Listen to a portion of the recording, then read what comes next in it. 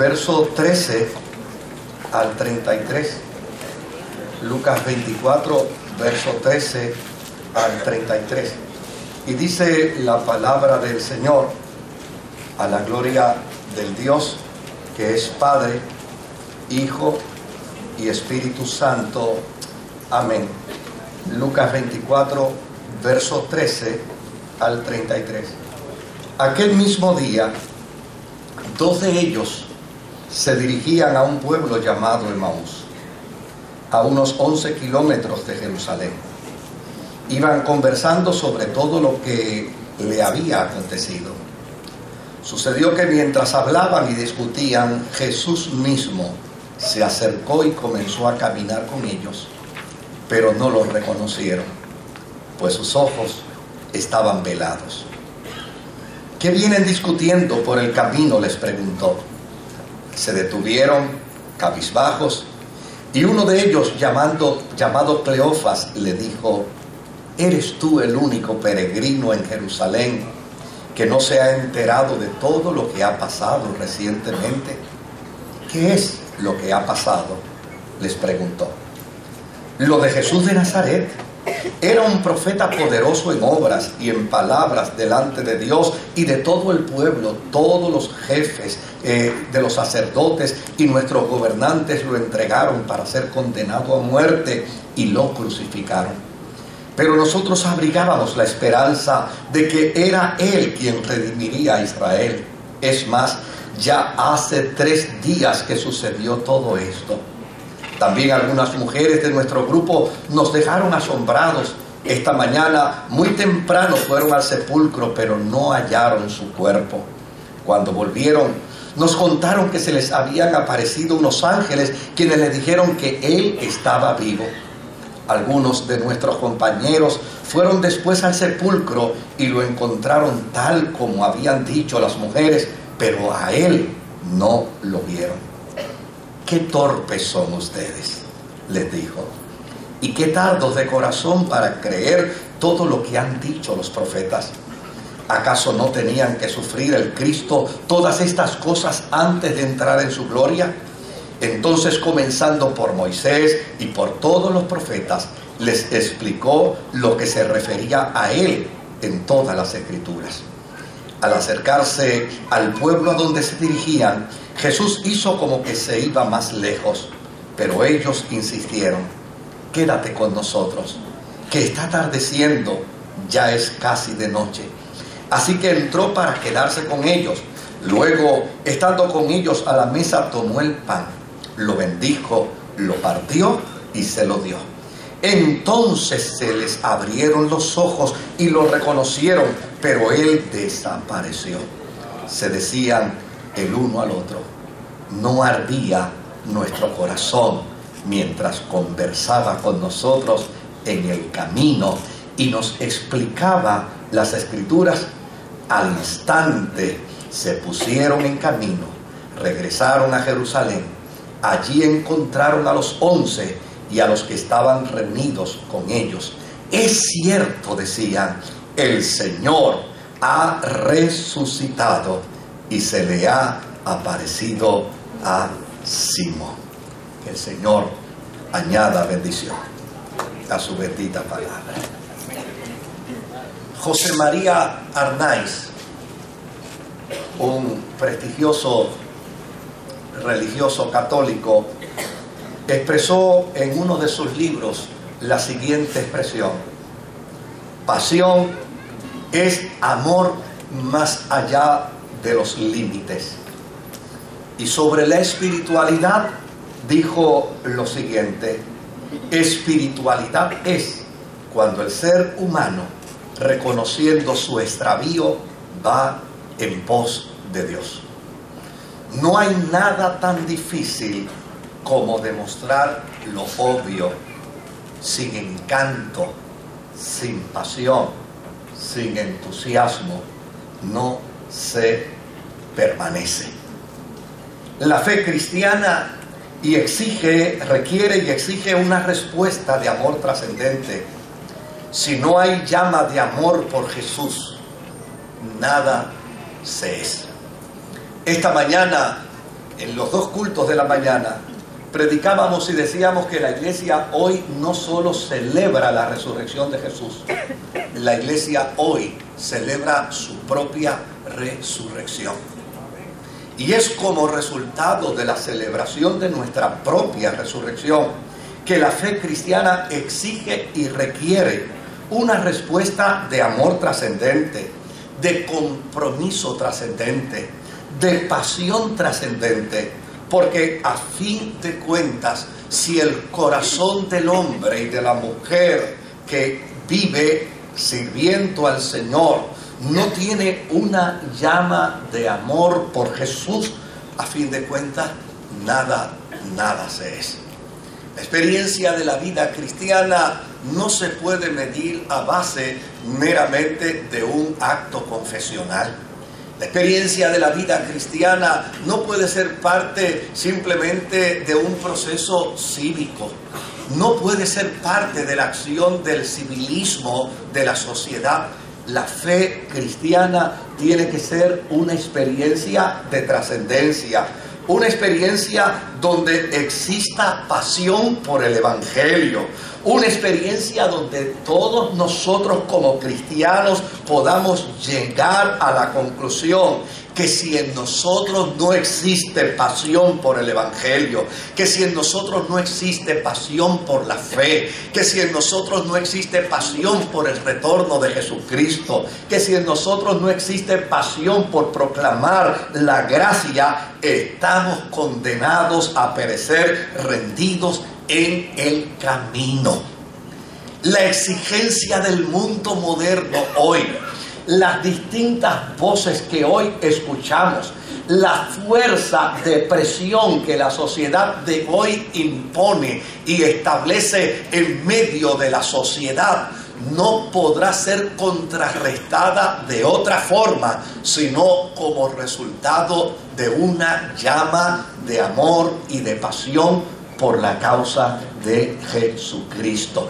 Si bien es cierto el reconocimiento que nosotros podemos hacer de la problemática social es un reconocimiento pésimo en términos de cuán malas están las cosas, pero si no existe una pasión, si el corazón no arde por Cristo, si la experiencia de la vida cristiana no es una experiencia de compromiso total y absoluto, nosotros convertimos finalmente nuestro corazón en un témpano de hielo que no reaccionará al plan y al propósito de Dios para nosotros.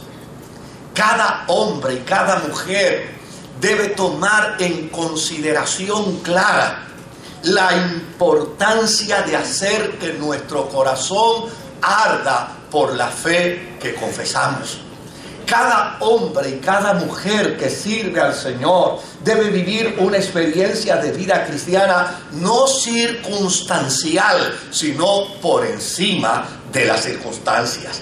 A veces tenemos la tendencia a vivir una experiencia de vida cristiana circunstancial y todo va a depender de nuestras emociones, cómo reaccionan nuestras emociones a cada circunstancia. Pues hay quien puede tal vez reaccionar en medio de la tristeza, en medio del dolor para servir al Señor. Hay otros que pueden reaccionar en medio de la alegría y en medio del triunfo para servir al Señor. Pero ese desbalance de la vida no es acepto en la experiencia de la fe. El hombre y la mujer que sirve al Señor debe desarrollar una pasión tal por la causa de Jesucristo, por la verdad del Evangelio de Jesucristo, por el querigma de la fe cristiana. Debe desarrollar tal pasión que pueda decir como el himnólogo de la década del 30, aunque el mundo ruja en tempestad,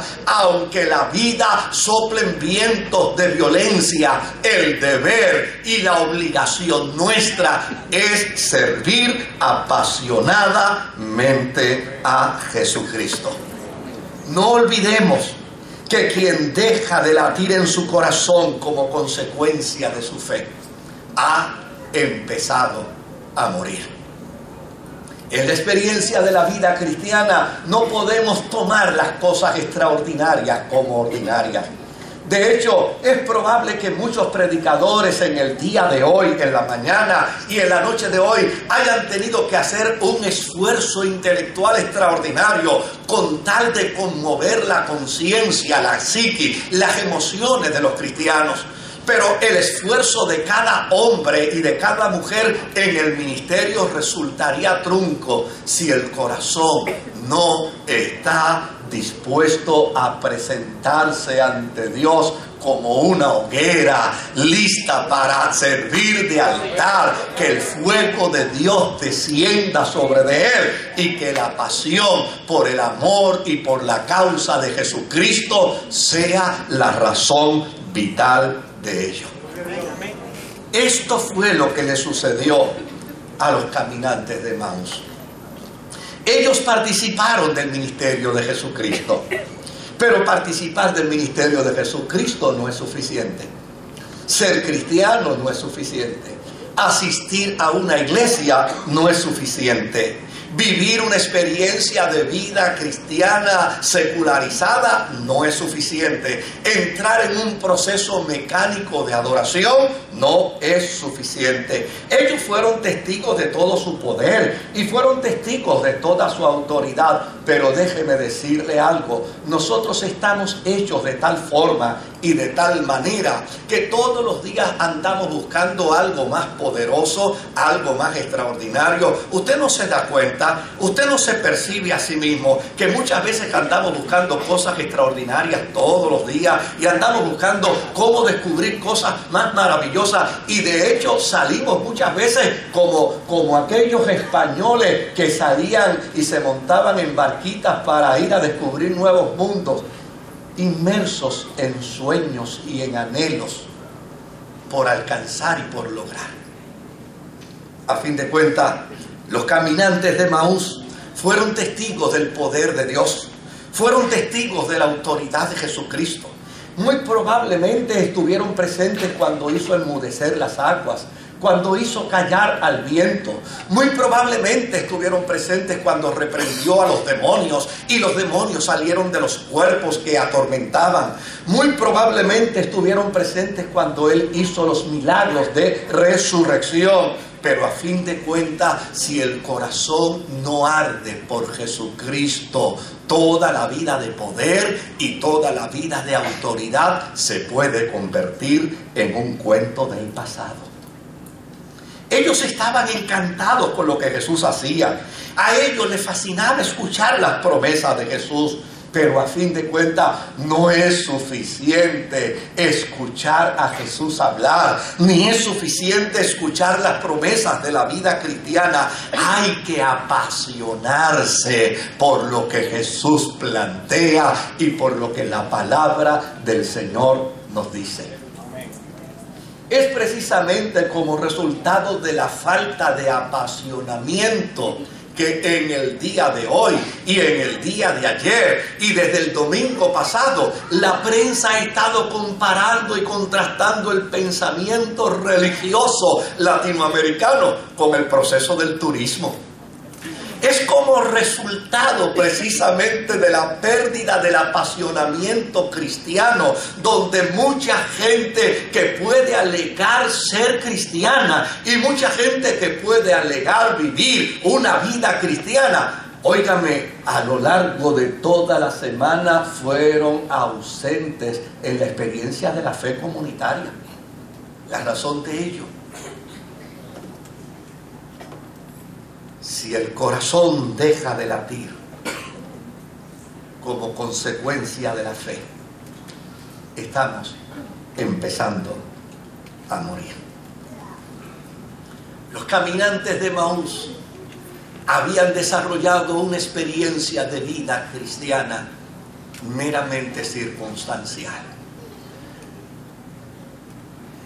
Y desde luego, cuando se vive la vida cristiana a base de circunstancias, unas nos pueden avivar, otras nos pueden apagar el fuego. Y cuando crucificaron a Jesucristo, esperaron 3 días. Esperaron el viernes, esperaron el sábado, esperaron el domingo. Pero cuando se percataron que a los 3 días no había sucedido nada, nada que les impactara a ellos, nada que les moviera a ellos, porque si ustedes escuchan el testimonio de ellos, noten que ellos estaban escuchando el testimonio de las mujeres, ellos habían escuchado el testimonio de los demás, pero a fin de cuentas ellos querían seguir viviendo experiencias emocionales, experiencias que se circunscribían meramente a la circunstancia. Y desde luego cuando vio que al tercer día nada le había sucedido a ellos, entonces determinaron caminar hacia Emaús. Cuando uno se coloca en Jerusalén y va en dirección hacia Emaús, mire qué interesante. El peregrino que sale de Jerusalén hacia Emaús tiene que ir camino hacia el oeste. Y cuando se va camino hacia el oeste, se va camino hacia donde está la caída del sol. Se va camino hacia el ocaso. Estos creyentes caminando hacia Emaús, con ello estaban testificando que juntamente con su peregrinar, la luz del día se apagaba. La luz de la esperanza se apagaba. La luz de la fe se apagaba.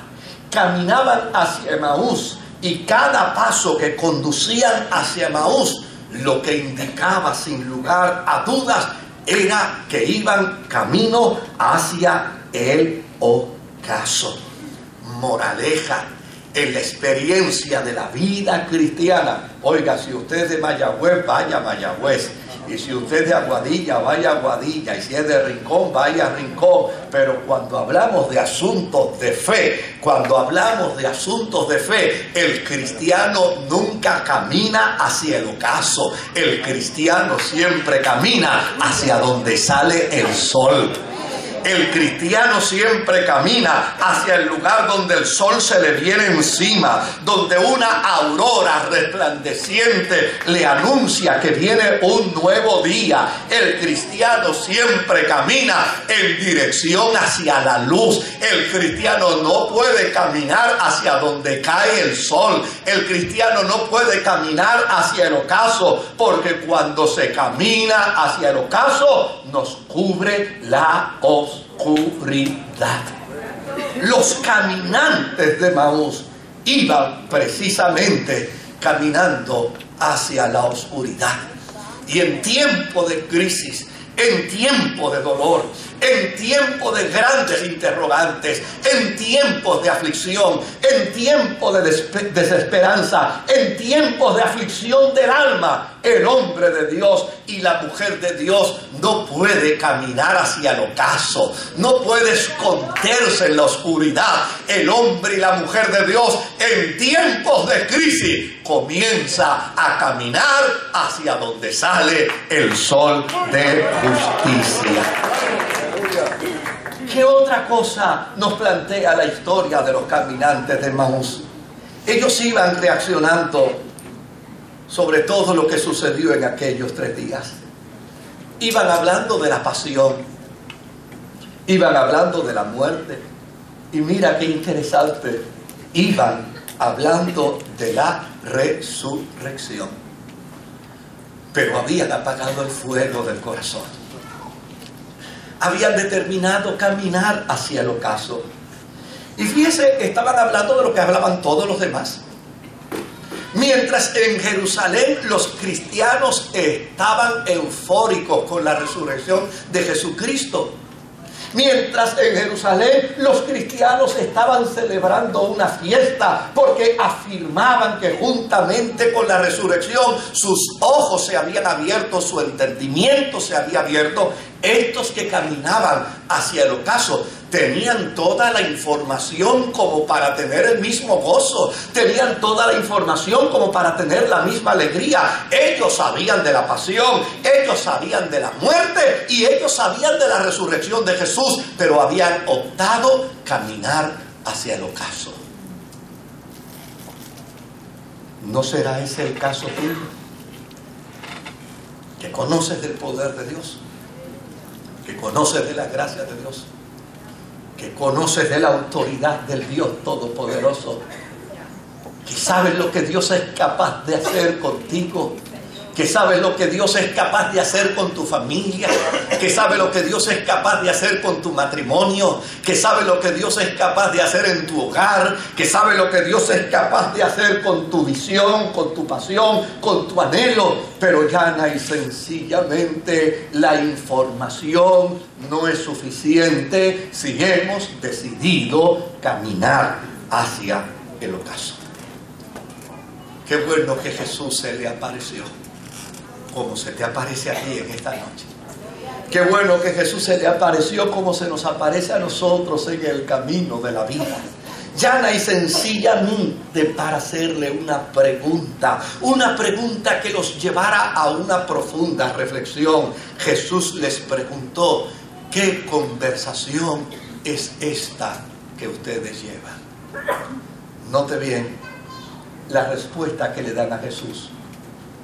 No lo reconocieron, porque cuando se camina hacia el ocaso no se reconoce lo que Dios está haciendo a nuestro favor.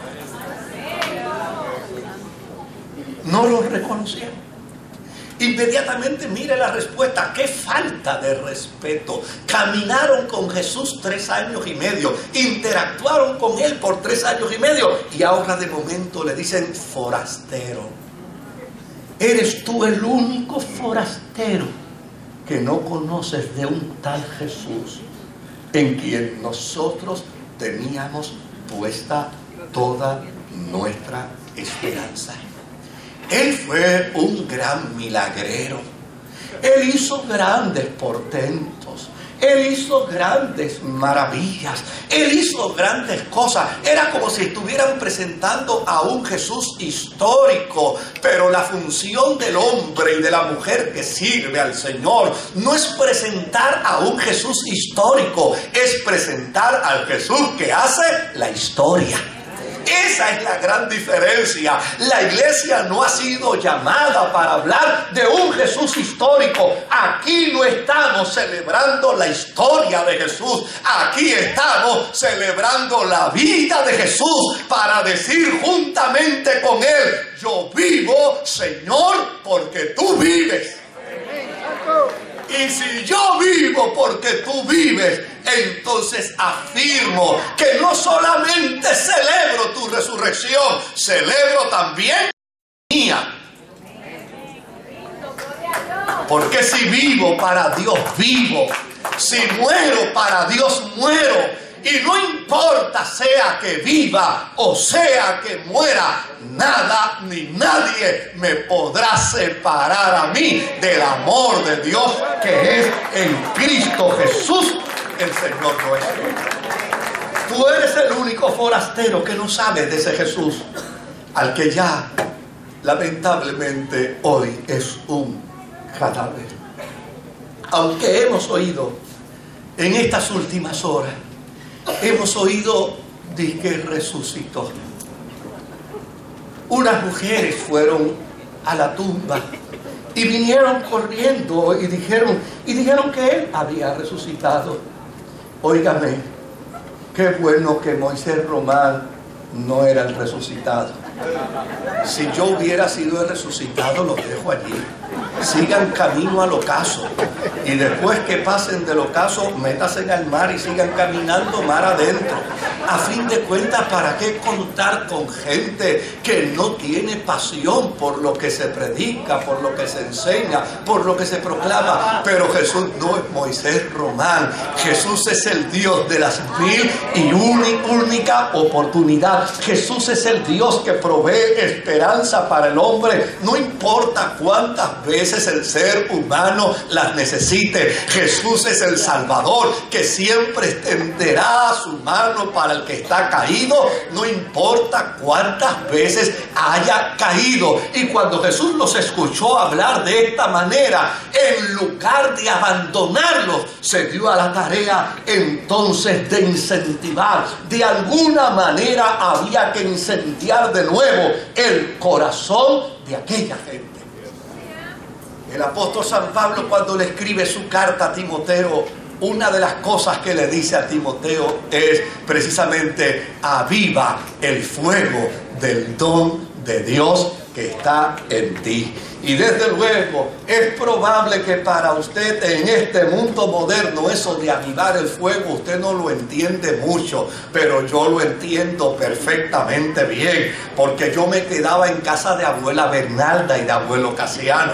Yo me quedaba en casa de tío Nivo y de tía Pancha, y yo veía a mis tíos y veía a mis abuelos cómo era que se avivaba el fuego en las mañanas cuando se levantaban e iban a preparar el café. Óigame, encimita de un pedazo de madera, entre el zinc y la madera, ellos tenían un cartoncito, y cuando se levantaban por la mañana ponían allí sobre 3 piedras el café, y cuando ponían allí la olla del café, ellos sacaban el cartoncito de entre el zinc y la madera y empezaban a hacer esto. Esto es avivar el fuego. Esto es avivar el fuego. Soplaban. Óigame, si usted ya perdió las fuerzas para avivar el fuego, pídale entonces al Espíritu Santo que avive el fuego que le haga arder en pasión, el fuego que le haga arder en compromiso con respecto a la causa de Jesucristo. Y desde luego, dentro de esa experiencia, algo extraordinario sucedió. Jesucristo comenzó a citarle el Antiguo Testamento. Jesucristo comenzó a citarle las Escrituras. Y cuando comenzó a citarle las Escrituras, ellos entonces asumieron la postura del hombre que quiere conocer más. Llegó la encrucijada del camino. Y yo quiero en breves minutos decirte que en esta noche Dios te pone en la encrucijada de ese camino. Llegó la encrucijada del camino, donde se iba hacia Emaús y donde se iba hacia otra parte. Cuando Jesús llegó allí, a aquella confluencia, Jesús hizo como que se iba para el otro lugar.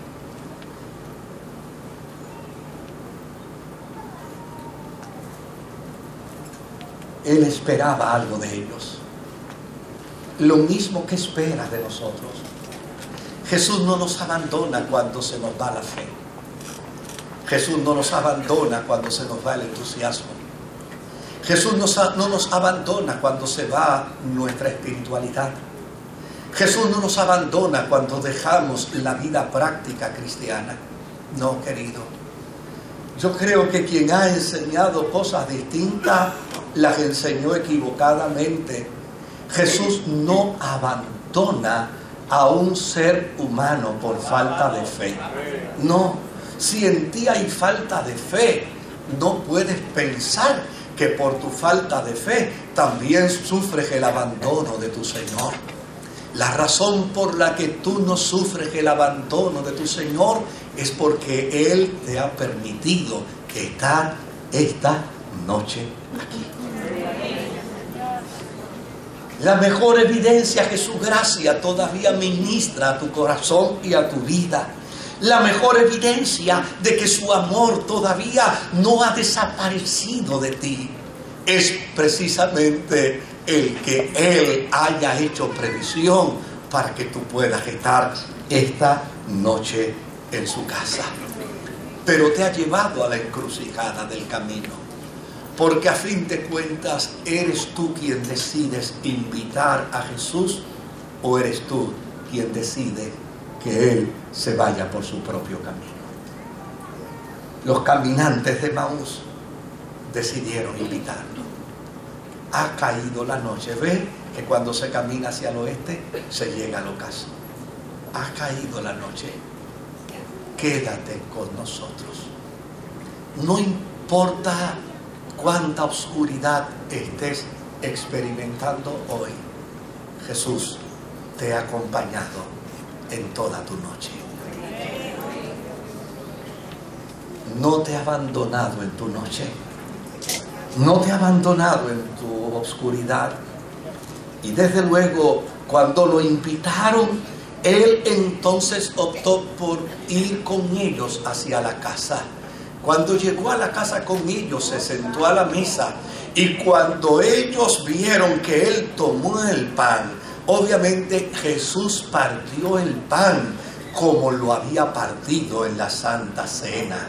Y cuando él partió el pan como lo había partido en la Santa Cena, para demostrar que como resultado de su sacrificio es que ellos podían vivir en la esperanza, porque la esperanza cristiana no tiene garantías en dinero, ni tiene garantías en propiedad, ni tiene garantías en salud. La esperanza cristiana tiene garantía en la fe inconmovible del Hijo de Dios, Jesucristo, nuestro Señor y nuestro Salvador. Cuando Él partió el pan, en el momento en que partió el pan, entonces ellos le reconocieron.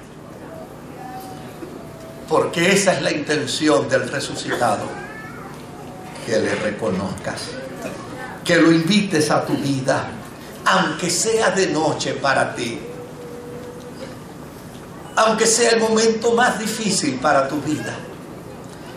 Nosotros cuando predicamos siempre queremos que la gente se convierta. Mi mejor sermón no es el que yo he preparado a través de muchas horas y he predicado para que la gente me felicite. Mi mejor sermón puede ser hasta un disparate donde la gente se convierta a Jesús, donde la gente venga rendida a los pies del Señor. Para mí es más importante que la gente se convierta que la gente me felicite. Y esa ha sido mi práctica toda mi vida. Mi interés es la conversión. Yo estaba predicando una vez en una iglesia y mientras yo predicaba había un hombre llorando. Él se mantenía llorando y desde luego, y yo acá como predicador decía, lo tengo, ya lo tengo, este ya es mío, este se convierte al Señor ya mismo. Y desde luego cuando yo hice el llamado, invité a la gente a la conversión, él no se levantó. Yo seguí insistiendo, pero él se quedaba llorando sentado y de repente yo no aguanté. Yo dije, yo he visto a este hombre llorando en todo el sermón, yo tengo que darle alguna ayudita. Le dije, el caballero que está sentado no quisiera dar su corazón a Jesucristo. Y él se levantó y mire lo que dijo: yo quisiera entregarle mi corazón a Jesús, pero no me siento digno de él. Por eso estoy llorando, porque yo quisiera darle mi corazón, pero yo no me siento digno de que él entre a mi corazón. Yo pedí la asistencia del Señor. Alguna gente dice que uno tiene una baraja debajo de la manga y la saca. Y yo dije, no, es la asistencia del Señor. Cuando yo le escuché decir esas palabras, yo le respondí inmediatamente diciéndole, nunca había visto a un ser humano mejor preparado para encontrarse con Cristo que usted. Porque llana y sencillamente Dios no espera que el hombre se sienta digno de Él. Todo lo contrario, Él vino a buscar y a salvar lo que se había perdido. Invítalo a que venga a tu vida, aunque sea de noche. Entiende que siempre hay tiempo en Jesús para ti. Que lo que se trata aquí es simplemente de tú enseñarle dónde había un fogón en tu vida, dónde había un altar de sacrificio en tu corazón, y deja que sea Él el que haga arder la llama de pasión en ti. Esa fue la respuesta de los caminantes de Maús Cuando Jesucristo desapareció de frente a ellos, de inmediato uno le dijo al otro: oye, ¿no te percatabas tú que mientras Él nos hablaba las Escrituras, el corazón nuestro ardía?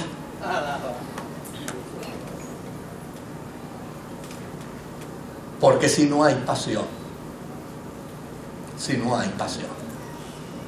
perdemos el tiempo en la vida cristiana.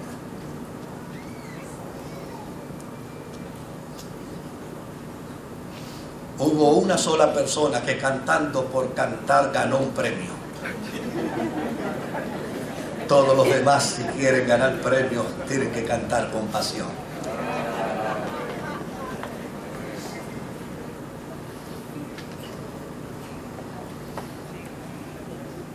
Si no hay llama de pasión,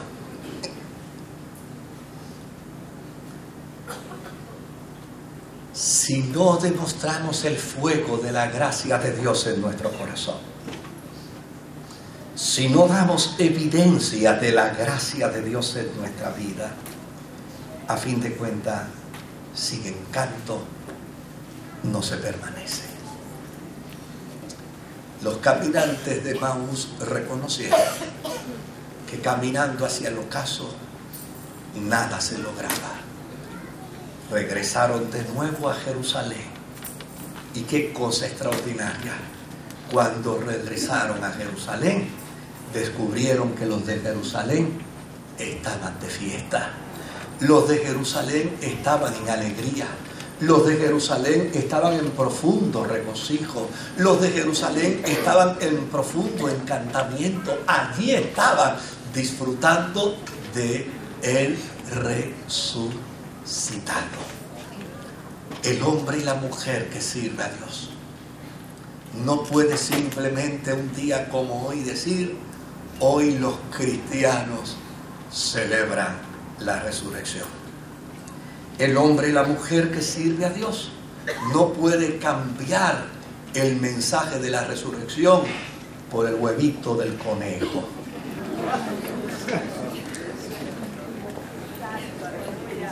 ¿Lo entendió bien?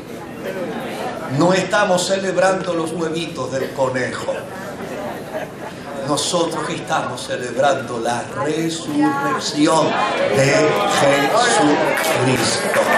Y porque celebramos la resurrección de Jesucristo, es que afirmamos que en nuestra vida hay pasión por aquel que resucitó a Jesucristo de entre los muertos y con su resurrección nos dio vida eterna a nosotros. Que el Señor les bendiga. Inclinamos el rostro por un momento.